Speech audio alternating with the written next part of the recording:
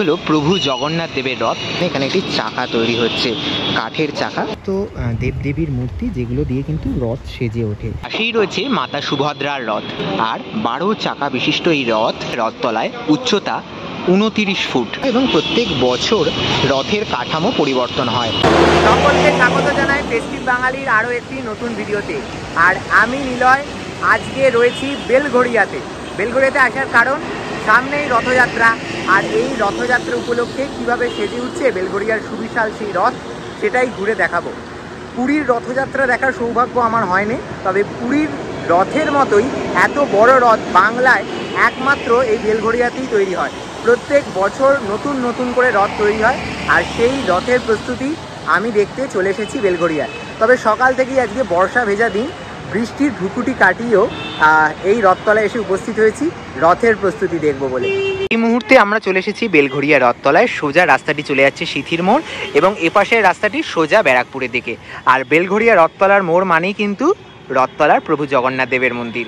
আর বেশ কিছুদিন আগে স্নানযাত্রা গেল, আর আজকে এই বর্ষার ভেজা দিনেতে চলে এসেছি প্রভু জগন্নাথ দেবের রথ তৈরির প্রস্তুতি দেখতে। সেভাবে তো পুরীর রথযাত্রার প্রস্তুতি দেখা হয় না, তবে কলকাতাতে পুরীর মতো এত বড় রথের প্রস্তুতি হচ্ছে, তাই আমি তো দেখতে এলাম এবং তোমাদেরও ঘুরে দেখাবো বেলঘড়িয়া রথতলার এই বিশাল রথ কিভাবে তৈরি হচ্ছে। বর্ষা ভেজা দিনে এই মুহূর্তে আমরা চলে এসেছি বেলঘড়িয়া রথতলায়, যেখানে একেবারে রথ তৈরির প্রস্তুতি কর্মযজ্ঞ, যে বিরাট কর্মযজ্ঞ, তা জোর কদমে চলছে। আর এই মুহূর্তে আমার সামনে যে বিশাল আকার রথটি দেখতে পাচ্ছ, সেটি হলো প্রভু জগন্নাথ দেবের রথ। যে জগন্নাথ দেবের রথ নির্মাণের কার্য কিন্তু ইতিমধ্যেই চলছে। হাতে আর মাত্র কয়েকটা দিন, তার মধ্যেই সমস্ত কাজ শেষ করতে হবে। সেই কারণে যে কর্মব্যস্ততা, কর্মতৎপরতা, তা কিন্তু একেবারে তুঙ্গে।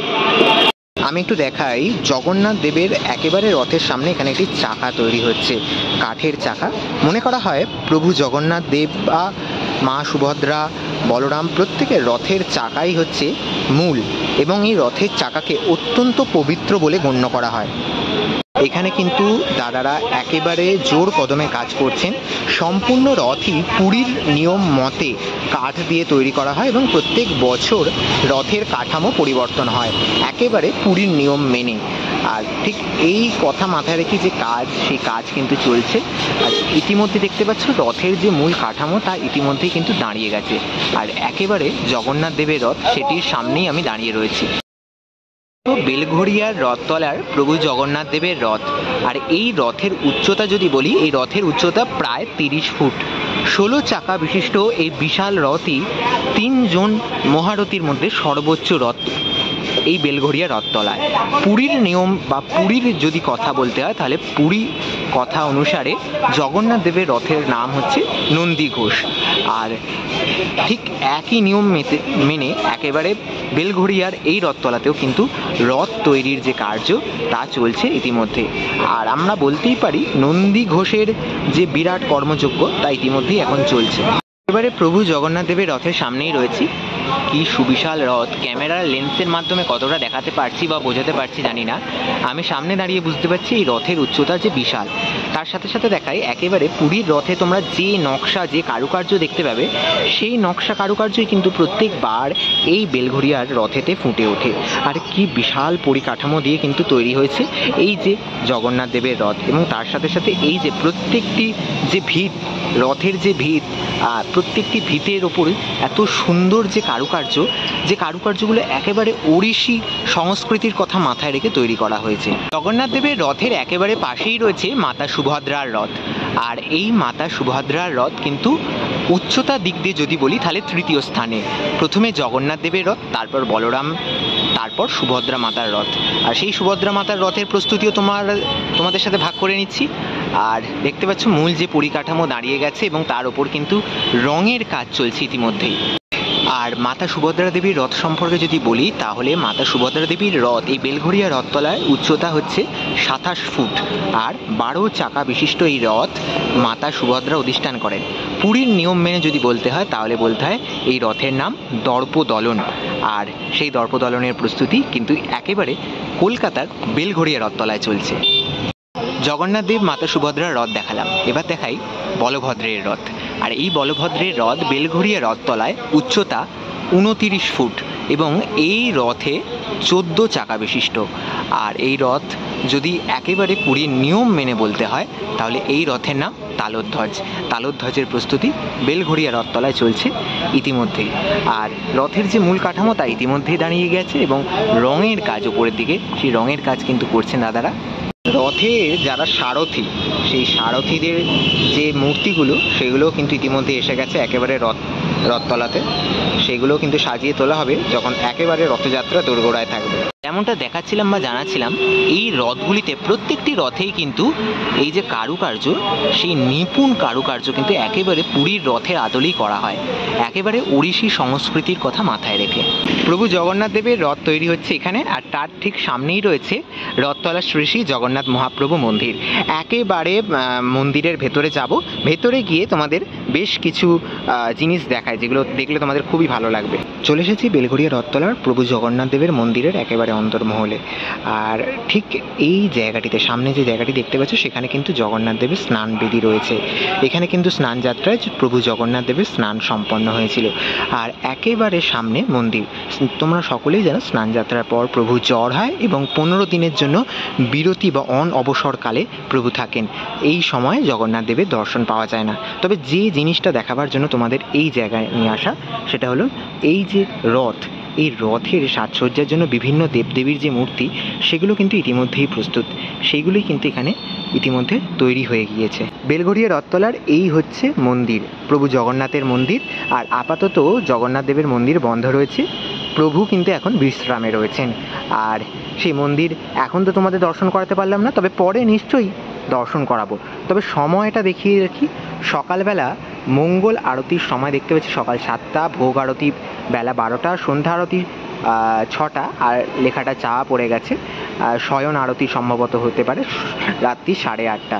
বিকাল 4টে থেকে রাত্রি 9টা পর্যন্ত এই মন্দির খোলা থাকে বিকালের দিকে, এবং সকালের দিকে একেবারে সকাল থেকেই সম্ভবত খোলা থাকে এই বেলঘড়িয়া রথতলার প্রভু জগন্নাথ দেবের মন্দির। আর এইখন যেগুলো দেখাবো সেগুলো হচ্ছে সেই সমস্ত দেবদেবীর মূর্তি যেগুলো দিয়ে কিন্তু রথ সেজে ওঠে। একেবারে পুরীতেও তোমরা এই জিনিসগুলি দেখে থাকো। আর বেলঘড়িয়া রথতলাতেও পুরীর নিয়ম মেনে এই যে দেবদেবীর মূর্তি, সেগুলো দিয়ে কিন্তু রথকে সাজিয়ে তোলা হবে, যেগুলির রঙের কাজ কিন্তু ইতিমধ্যেই সম্পন্ন হয়েছে। এবং তার মধ্যেও কিছু কিছু কাজ বাকি রয়েছে দেখতে পাচ্ছি। তো মোটমাট আর বেশ কয়েকদিন তার মধ্যেই কিন্তু বাকি যে সমস্ত কাজগুলি সেগুলো সম্পন্ন হয়ে যাবে। বিভিন্ন দেবদেবীর মূর্তি রয়েছে, নারায়ণ রয়েছেন, লক্ষ্মী রয়েছেন, তার সাথে ওই দিকটাতে বেশ কিছু পাখি দেখতে পাচ্ছি, যেগুলো সম্ভবত আমার যতটা মনে আছে একেবারে রথের চূড়ায় বসে এই পাখিগুলি। আর সমস্ত দেবদেবীর এই মূর্তিগুলি দারুণভাবে সেজেছে, দারুণ লাগছে এই জিনিসটা। এখানেও বেশ কিছু কাঠের স্ট্রাকচার, যার উপর এরকম সুন্দর করে রং করা হয়েছে, বিভিন্ন চিত্র আঁকা হয়েছে, যেগুলোকে দিয়ে কিন্তু প্রভু জগন্নাথ দেবের রথ এবং তার বোন মাতা সুভদ্রা, বলরামের রথ, প্রত্যেকের রথকেই সাজিয়ে তোলা হবে।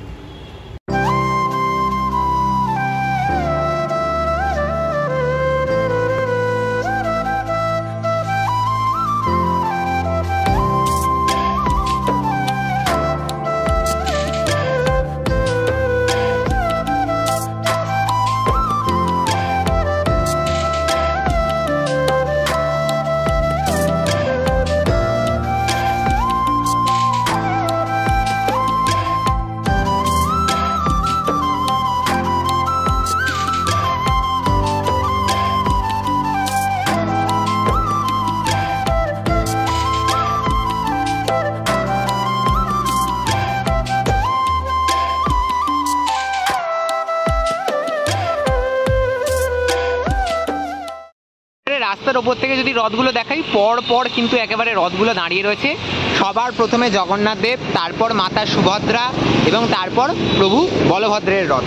আর যেহেতু আকাশ আজকে মেঘলা, ভেতরের দিকটা অন্ধকার আসছে, আমি একটু কাছ থেকে দেখাই। রথের যে কাজ একেবারে কিন্তু অনেকাংশে এগিয়ে গেছে, ভেতরের দিকে বাকি স্ট্রাকচারাল পার্টগুলো তৈরি হচ্ছে, আর রঙের কাজও কিন্তু একেবারে জোর কদমে চলছে। আচ্ছা, যারা যারা জানো না এই বেলঘড়িয়া রথতলায় কীভাবে আসবে, তাদের জন্য জানিয়ে রাখি, বেলঘড়িয়া রথতলা আসার অনেকগুলি রাস্তা রয়েছে। তার মধ্যে একটি শিয়ালদা মারফত যে কোনো ট্রেন ধরে বেলঘড়িয়া স্টেশনে নেবে, যে কোনো ট্রেন ধরে, অর্থাৎ নৈহাটি অথবা কল্যাণীগামী যে কোনো ট্রেন ধরে বেলঘড়িয়া স্টেশনে নেবে। ওখান থেকে অটো করে তোমরা কামারহাটি পৌরসভা স্টপেজ বা বেলঘড়িয়া রথতলার একেবারে যে মোড় রয়েছে সেখানে নেবে, সামনেই পেয়ে যাবে বেলঘড়িয়া রথতলার এই সুবিশাল রথ বা বেলঘড়িয়া রথতলার প্রভু জগন্নাথ দেবের মন্দির।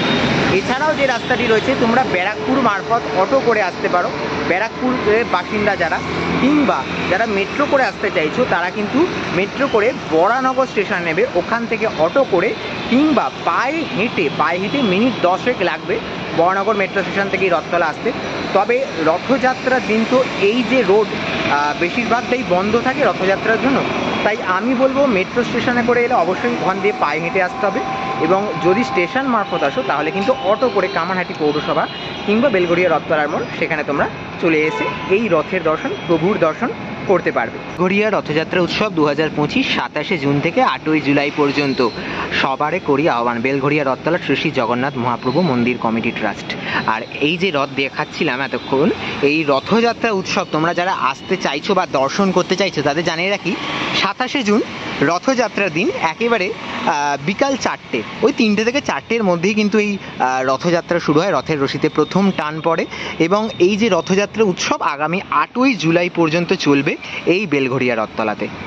বেলঘড়িয়া রথতলা থেকে বেলঘড়িয়ার এই সুবিশাল যে রথের প্রস্তুতি সেটা কিভাবে চলছে তোমাদের সাথে ঘুরে দেখালাম। এত সুবিশাল রথ বাংলা তথা কলকাতায় একেবারে বেলঘড়িয়াতেই একমাত্র তৈরি হয়, সেই রথের প্রস্তুতি কীভাবে চলছে সবটা জানালাম। আশা করছি ভিডিওটা ভালো লেগেছে, ভালো লেগে থাকলে নিশ্চয়ই চ্যানেলটা সাবস্ক্রাইব করো আরও নতুন আপডেটের জন্য। ততক্ষণের জন্য নিচ্ছি বিরতি, সকলকে এখানেই বিদায়, সকলকে টাটা।